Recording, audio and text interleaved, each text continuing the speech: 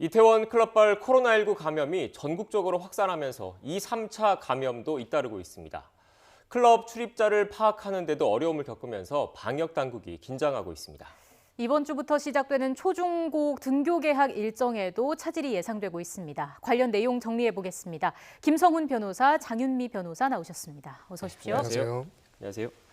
변호사님, 어제 하루 그러니까 오늘 0시 기준 신규 확진자 자료를 보니까 34명이 추가가 됐습니다. 이제 한동안 안정세를 보였던 게 다시 30명을 넘어선 건데 결국 이태원 클럽발 집단 감염 확진자가 많아지면서 이런 영향을 주고 있는 것 같은데요. 이제 걱정되는 거는 수도권뿐만 아니라 전국 곳곳으로 지금 확산하는 모양새를 보이고 있는 거죠? 예, 그렇습니다. 네. 말씀하신 대로 어제 확진자 수만도 34명인데요. 네. 이 수치가 왜 지금 엄중하냐면 이게 한 달 만에 두 자릿수 30명대로 올라선 겁니다. 네. 한 자릿수대로 계속 확진자가 나오면서 이게 이제는 관리할 수 있는 안정 국면에 접어든 거 아니냐라고 했는데 네. 이태원 클럽발 확진자 수가 이제 폭증하면서 이렇게까지 두 자릿수대로 계속 늘어나고 있는데 더 큰 문제는 이게 20대들이 무감염증 상태에서 해당 클럽을 방문한 이후에 어느 정도로까지 확산세를 이제 가져갈지 이 부분이 미지수라는 거고요. 네. 또 말씀하신 대로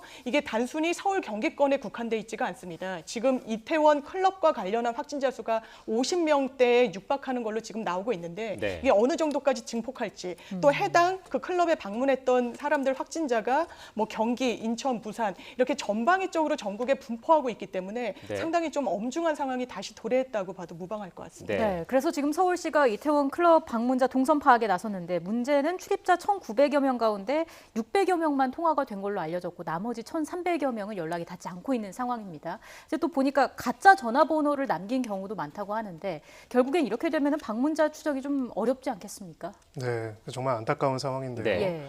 소위 말하는 K방역이라고 해가지고 우리나라의 방역이 나름 성과를 거뒀고 성공적으로 이루어졌던 것에 가장 중요한 것은 정확하게 감염원과 전파 통로를 파악하고 네. 그리고 파악하고 추적해서 차단하고 이것들을 그 어느 나라보다도 잘 해왔기 때문에 지금까지 성공적으로 돼왔던 것입니다. 그런데 이번 지금 이태원 클럽 같은 경우에는 말씀하신 것처럼 기본적으로 추적을 할 수 있는 그런 소스 자체가 없는 그런 상황이기 때문에 매우 우려될 수밖에 없는 그런 상황이고요. 그밖에 이제 다른 재반 요소들까지 관리가 돼가지고 이 부분에 대해서 추적이 어려워지고 추적과 차단이라는 그런 기본적인 저희 방역의 원칙들을 지키기가 어려운 그래서 더 큰 확산이 이루어질 수밖에 없는 그런 상황에 처했다라고 보여집니다. 네.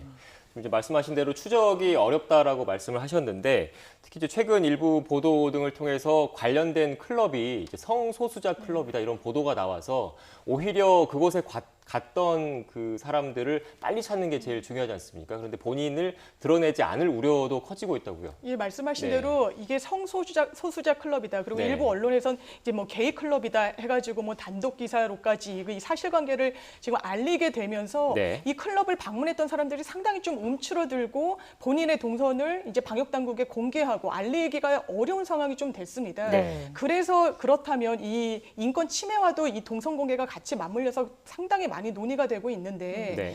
우리나라는 지금 뭐 연령, 성별 그리고 동선의 아주 구체적인 내역을 공개하고 있어서 이렇게까지 할 필요가 없다. 특히 성소수자임을 드러내도록 이것이 어떤 클럽에서 어떤 성격의 클럽인지를 드러낸다거나 아니면 나이, 직장까지 노출되는 정도로까지 정보를 공유할 필요가 없다. 이런 네. 문제 제기가 계속 이어지고 있고요. 네. 그렇기 때문에 싱가포르 같은 경우에는 앱을 개발해서 이제 한국에서 유통하는 앱 같은 경우는 동선이 그대로 드러나는데 싱가포르 같은 경우는 이 확진자의 어떤 근접성만을 체크할 수 있도록 본인이 체크하는 범위가 확진자와 얼마나 그 동선이 겹치는지 정도만, 그러니까 개인정보를 필요 최소한의 범위에서 아주 최소한만 공개하도록 하고 있기 때문에 네. 이렇게까지 전방위적으로 개인정보가 유출될 필요는 없다는 점 이번 사건을 계기로 한번 짚고 넘어갈 필요 있어 보입니다. 네. 예, 성소수자들을 보호할 수 있는 방역 대책도 분명히 필요하다라는 말씀을 해주셨는데, 근데 또 여기에 또 생각해 보면은 그렇다고 해서 그 감염 증상이 있는데도 검사를 받지 않거나 뭐 이런 경우에는 사회적으로 또 더 큰 어떤 문제를 야기할 수 있는 부분이잖아요. 그렇습니다. 알면서도 검사를 받지 않고 드러내지 않는 거에 대해서는 어떤 법적인 처벌 같은 게 있습니까? 네, 그렇습니다. 지금 이제 역학조사 관련해서 이제 허위 진술을 하거나 내용을 거짓으로 한 경우에는 당연히 이제 처벌이 되고요. 네. 다만 이제 소위 말하는 불고지죄처럼 네. 자신이 어디에 방문을 했다, 어떤 증상이 나타나는 것들을 직접 신고해야 할 의무까지 부과하고 있지는 않은 상황입니다. 그렇지만 지금 이제 말씀하셨던 이 정부 차원에서 사생활을 보호해주는 대책과 또 여기에 협조하도록 만드는 두 가지가 함께 갈 수밖에 없는 게요. 네. 만약에 이제 자신이 자진해서 신고하고 검사를 받음으로 인해서 굉장히 큰 사회적 불이익을 받게 된다라고 한다면은 이 중에 상당수가 이제 숨은 환자가 될 수밖에 없겠죠. 그럼 저희 방역은 실패하는 거고요. 더 길고 더 고통스러운 시간들을 저희가 보내야 하는 겁니다. 그래서 말씀하신 것처럼 방역 당국 입장에서는 열심히 여러 가지 조사를 통해 가지고 이 사람들을 확인할 수 있는 조치를 하고 또 한편으로는 내용들을 동선을 공개하는 거나 사생활과의 균형점을 만드는 데 있어 가지고 문제 제기는 이미 한 달 전, 두 달 전부터 있지 않았습니까? 네. 신속한 대책을 마련해 놓고 그걸 통해 가지고 자진해서 신고할 수 있는 구조들을 꼭 만들어 놓을 필요가 있고요. 한편으로는 그럼에도 불구하고 이제 자신의 접촉성이나 어떤 동선들을 숨기는 경우에 대해서는 또 엄정한 처벌도 함께 갈 수밖에 없다고 생각합니다. 네. 말씀하신 대로 이태원 클럽발 집단 감염이 확산되고 있는 상황입니다. 서울시 역시 사태가 심각하다고 보고 있습니다.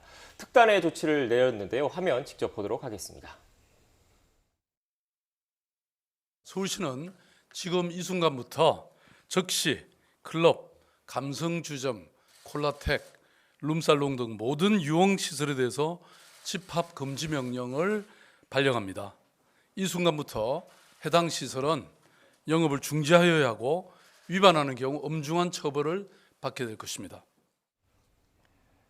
네, 변호사님 박원순 서울시장의 핵심 그 내용은 이제 박 시장 같은 경우에 집합 금지 명령을 내렸거든요. 근데 그 동안에는 유흥시설 운영 자제만 권고를 했는데 박원순 서울시장이 집합 금지 명령을 내렸다. 어떻게 보면 수위가 좀 달라 보이는데 어떻게 차이가 있습니까? 그렇습니다. 이제 권고는 말 네. 그대로 권유를 하는 거기 때문에 법적인 강제성이 없다라고 봐야 되고요. 이 집합금지 명령은 행정명령을 발동한 거기 때문에 상당한 강제성이 부과가 됩니다. 네. 뭐 서울시가 뭐 비단 이번 사건을 계기로 행정명령을 내린 건 아니고 이전에도 그 강남의 한 주점에서 종업원이 확진자로 판명이 되면서 바로 행정명령을 발동해서 집합명령 금지를 내렸고 네. 또 특정 교회에 대해서도 유사한 그 명령을 발동시킨 적이 있습니다. 그런데 이번에 가장 큰 차이점은 이 명령의 시한, 그러니까 언제까지 사실상 영업을 금지하는 그 기간을 정하지 않았다는 겁니다. 네. 사실상 사태가 호전되기 이전까지는 문을 여는 것 자체를 이제 금지하겠다는 그런 취지로 보입니다. 예. 네. 행정명령을 어기게 되면 어떤 처벌을 받게 되나요?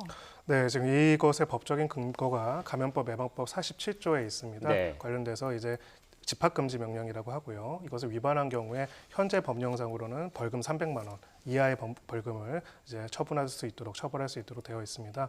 다만 이제 우려스러운 점은 그러면 300만 원의 벌금을 내는 것과 이 업장을 개장하는 것과의 이익을 비교를 해봤을 때 이쪽의 이익이 더 크다고 볼 수도 있겠죠. 실제로는 이제 이런 부분들도 있기 때문에 네. 이런 형사적인 처벌뿐만이 아니라 지금 이러한 조치는 우리 모두가 생존하기 위해서 하는 조치이기 때문에 여기 협조하지 않아서 결국은 또 감염자가 발생하고 이럴 경우에는 소위 말하는 손해배상 청구도 함께 할 수 있는 방안까지도 아마 행정당국에서는 같이 마련해서 준비하고 있을 것이라고 보여집니다. 네. 이제 문제는 그런데 생활 속 거리 두기로 이제 전환된 뒤 대부분의 유흥업소들이 문을 열었습니다. 발열 체크나 거리 두기 같은 이런 방역 수칙이 있지 않습니까? 그런데 이런 걸 어긴다고 해도 강제할 수 없는 상황인데요. 직접 화면 보시겠습니다. 생활 속 거리 두기로 국민들의 적극적 참여와 협조하에 이루어지는 것이기 때문에 그럴 경우에 어떤 뭐 법적 제재나 이런 것들이 지금 당장 준비돼 있거나 그렇지는 않습니다. 네, 이제 앞서 권준욱 부본부장 얘기를 들었는데 생활 방역으로 전환할 때 사실 어떻게 보면 우려해왔던 점이지 않습니까? 어떻습니까? 그렇습니다. 네. 생활 방역으로 이제 지침이 상당히 완화가 되고 뭐 이런 식으로 모임이나 집회 같은 것을 금지하는 부분이 상당히 완화가 됐는데 네. 이 생활 속 거리두기의 지침은 뭐 손을 제대로 씻는다든지 아니면 사람들과의 거리를 한 1m, 2m 간격으로 유지한다든지 이런 부분인데 이게 말씀처럼 사실상 이걸 법적으로 강제할 수 있는 수단은 없습니다. 네. 특히나 이런 클럽 같은 경우는 이제 그 입장객들이 들어갈 때 신분증을 확인하고 전화번호를 적도록 이제 그 지침을 세워가지고 실제로 수행하기도 했는데 가짜 전화번호를 적었을 때 이것을 막을 수 있는 방도가 사실상 없는 걸로 드러났잖아요. 네. 그렇기 때문에 사실상 이런 행정명령을 강건하게 이제 권고하지 않는 이상은 사실상 법적으로 할 수 있는 부분이 상당히 제약된다는 점에서 이런 생활 속의 거리두기를 다시 한번 재검토해야 되는 거 아니냐. 그래서 이런 지적이 다시 나오는 것 같습니다. 네. 네, 생활 방역을 유지하기 위해서는 다른 보완 대책이 좀 필요할 것 같거든요. 어떻게 보세요? 네, 일단은 지금 유흥업소에 대해서만 이런 명령이 내려졌는데 네. 사실은 업종의 특징이나 구조상 그 상태로 사람들이 영업이 될 경우에 감염자가 한 명만 있더라도 네. 집단 감염이 될 수밖에 없는 구조들이 있는 곳들이 있습니다. 네. 이런 경우에는 지금 있는 권유적인 지침이 아니라 좀 구체적인 지침이 필요하고요. 또 중요한 부분이 그럼 지침이 어떻게 준수가 되어 있는지에 대한 모니터링이 되게 중요합니다. 네. 현재 이제 여러 가지 뭐 보도도 나오고 오늘도 이제 보도가 나왔죠. 네. 이제 나왔는데 그런 내용들을 봤을 때 지침이 어떻게 준수되고 있는지 보고 적어도 최소한 행정지도 차원이라도 이런 부분들 문제를 삼을 필요가 있고요. 또 아까 형사적인 제재 수단에서 한계가 많이 있다라고 말씀드렸죠. 저희가 확진자가 한 명이 나오면은 그 확진자로 인해서 발생하는 어떤 경제적인 피해가 어마어마하게 많습니다. 예. 또 치료 비용도 국가나 지자체에서 전부 부담을 하고 있고요. 이런 모든 것들을 감안을 했을 때 내부적으로 자체적으로 자율적으로 방역 책임자를 지정을 하고 관리를 하게 하지만 관리를 제대로 수행하지 못함으로 인해서 발생한 손해와 비용은 그쪽에서 또 부담을 할 수 있도록 하는 법적인 강제 장치 또는 그런 민사적인 조치도 같이 이루어질 필요가 있을 것이라고 생각합니다. 네. 주제를 좀 바꿔보도록 하겠습니다. 이제 등교 개학 얘기를 좀 해봐야 될 것 같은데 오는 13일부터 고등학교 3학년을 시작으로 이제 단계적으로 등교 개학이 진행이 되거든요. 그런데 등교 개학을 앞둔 시점에 지금 이태원 클럽발 집단 감염 우려가 커지면서 학부모들 사이에서는 사실 등교 개학 다시 연기해야 되는 거 아니냐 이런 목소리도 나오고 있는 게 사실입니다. 어떻게 보십니까? 예, 그렇습니다. 왜냐하면 이제 나이가 어린 학생들 같은 경우에는 면역력에 있어서 상당히 또 네. 일반 성인보다는 약할 수밖에 없고 취약하기 때문에 당장 걱정하는 목소리가 상당히 많이 나오는 것 같은데요. 이미 교육부에서도 밝혔다시피 긴급 보육으로 등원하고 있는 아동수가 이제 상당한 수준에 이르렀고 또 고3이나 고등학생 같은 경우에는 바로 수험에 이제 직면해 있는 상황이기 때문에 학습권의 침해랄지 또 뭐 사교육에 접근할 수 있는 학생과 그렇지 않은 학생들 간의 어떤 격차랄지 이런 부분에 대해서도 사실상 좌시하거나 손 놓고 있을 수는 없는 상황이 돼버렸습니다. 네. 그래서 지금 9월 학기제 얘기가 나오고 있긴 하지만 9월 학기제라면 사실상 한 학기 동안 모든 1년의 그 수업을 다 수행할 수 있을 것인가 이런 문제 때문에 더 상황이 나빠지지 않는 이상 아마 개학은 그래서 이제 방역당국에서도 아직 너무 개학을 연기하는 건 이른 논이다 이렇게 밝히고 있는 걸로 보입니다. 네. 등교 개학 관련해서도 이 문제도 거론이 됐습니다. 때이른 더위에 에어컨 가동 문제도 관심이었는데 교육당국이 마련한 방역 수칙은 창문을 열고 에어컨을 가동하는 거였습니다. 직접 들어보고 오겠습니다. 교육부는 마스크를 착용한 상태에서 교실 온도가 상승할 경우 마스크를 만지는 횟수가 증가하여 감염 위험이 높아질 수 있다는 전문가의 의견을 반영하여 여름에 냉방기기를 가동하되 모든 창문의 3분의 1 이상을 열어둔 채 가동할 것을 권장하였습니다. 네, 마스크를 쓰고 창문을 열고 에어컨을 가동하는 것, 방역에 어느 정도 효과가 있을까요? 사실은 매우 제한적이겠죠. 어떻게 보면은 지금 이 모든 대책들과 논의를 표현할 수 있는 한 가지 단어는 가보지 않은 길인 것 같습니다. 네. 지금 우리가 사실은 이 코로나도 처음이고요. 이 코로나를 일상을 유지하면서 함께 병행해서 무언가를 가는 것도 처음이다 보니까 이 두 가지의 균형을 어떻게 이루냐 굉장히 고민이 있고요. 에어컨 같은 경우에는 소위 말해서 공기가 계속 안에서 순환을 하기 때문에 네. 환기가 안 이루어져서 한 사람이 이제 재채기를 하거나 비말이 떠들면 오히려 확산될 수 있는 구조가 있기 때문에 처음에는 이제 에어컨을 쓰면 안 된다라는 얘기가 나왔다가 그러면 더워져가지고 학생들이 안 그래도 마스크 잘 안 쓸 텐데 계속 만지면 어떻게 되냐 하니까 그래서 그런 궁여지책으로 그런 환기를 시키면서 에어컨을 트는 방안을 얘기를 한 부분이 있긴 하지만요. 네. 결과적으로는 어쨌든 간에 여기서도 한 명이라도 감염자가 있다라면은 교실에서 같이 생활하는 이상 이 코로나 바이러스의 전파력들을 감안해 봤을 때는 사실은 또 집단적인 감염이 발생하지 않을 것이다. 이렇게 장담하기는 또 어려운 그런 상황이라고 생각합니다. 네. 또 걱정되는 것 중에 하나가 체육 수업이거든요. 그 핵심이 이제 마스크를 계속 쓰고 있어야 되는 건데 체육 수업은 어떻게 진행되는 겁니까? 네, 일단 교육부의 지침은 네. 어떤 학교 생활을 하는 내내 마스크는 착용해야 된다는 겁니다. 그렇다면 체육 시간이라고 해서 완전히 예외일 수는 없는데요. 네. 중국에서도 N95 마스크를 썼던 학생들이 달리기 수업을 하다가 사망에까지 이르는 경우가 있었거든요. 네. 그러니까 그만큼 마스크를 쓰면은 호흡에 상당한 지장이 있을 거기 때문에 이렇게 격렬한 운동이 수반되는 체육 수업은 사실상 하기가 어려울 걸로 보입니다. 그렇지만 이제 교육부에서는 이 대면적인 어떤 접촉 거리만 제대로 이렇게 간격을 두게 되면 마스크를 잠시 이제 그 벗어놓고 체육 수업을 하는 거는 가능할 걸로 보인다라고 해서 아마 교육 현장에서 이 부분에 있어서는 상당히 좀 유연적으로 대응할 필요가 있지 않을까 이런 생각 듭니다. 예, 이런 가운데 대학들의 대면 수업도 재개하려는 움직임이 있는데 네. 뭐 실험이나 실습이 필요한 과목들은 또 대면 수업이 필요한 부분이잖아요. 네. 이런 경우에도 감염 확산 가능성이 있다라는 목소리가 나오고 있는 게 사실이죠. 맞습니다. 그러니까 이 코로나 바이러스가 처음에 나왔을 때만 하더라도 이 정도의 전파력이 있을 거라고 아무도 생각을 못했죠. 근데 지금 보면은 엄청난 전파력을 가지고 있고 결국 사람이 모이고 만나는 모든 공간에서는 얼마든지 전파가 가능하다는 것들이 사실상 지금까지 증명이 된 거고요. 네.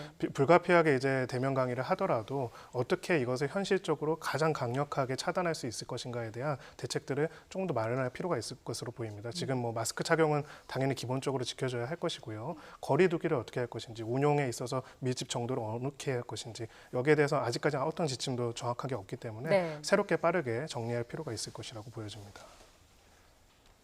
네, 변호사님 마지막으로 하나 질문 드리겠습니다. 내일부터 정부 긴급 재난지원금 신청을 받거든요. 그러니까 그 생활 취약계층 외에 이제 일반적인 가정 같은 경우에 내일부터 신청을 받아서 할 수 있는데 문제가 재난지원금 관련해서 수수료를 추가로 받거나 현금 사용을 유도하는 곳이 있다고 그러는데 어떻게 보십니까? 예, 당연히 있어서는 네. 안 될 일이죠. 네. 그렇기 때문에 긴급재난지원금의 사용처에 대해서도 뭐 백화점이나 대형마트에서 쓰지 말라고 하는 건 또 네. 지역 경제를 같이 살리겠다는 의도가 있는 건데 그런 지역 경제, 뭐 시장에서나 이런 부분에서 본인들의 수수료 부담을 이유로 10%더 인상된 가격을 이제 요구한다든지 하는 거는 당연히 금지되어야 되는 거고 지금 그런 리스트들이 관리가 되고 있는 것으로 알고 있습니다. 아마 긴급재난지원금이 더 확대돼서 전 국민에게 이제 그 배부가 되면 이런 유사 문제가 더 발생할 수 있는데 지금 이런 문제 제기가 있는 만큼 반드시 좀 사전 점검을 하고 지급돼야 되지 않을까 생각합니다. 네. 네. 근데 상인들은 수수료 때문에 어쩔 수 없다라는 주장을 펴기도 하는데 이건 어떻게 봐야 될까요?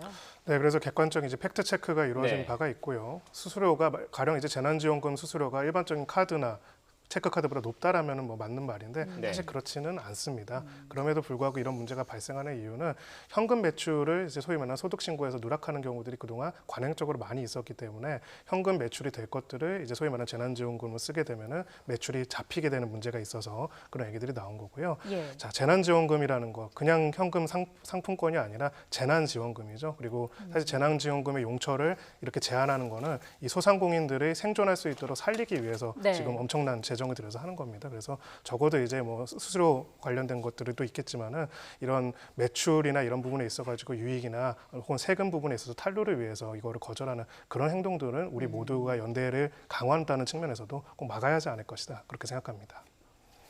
네, 긴급재난지원금의 취지가 잘 살릴 수 있도록 그 당국의 철저한 관리와 감독이 필요해 보입니다.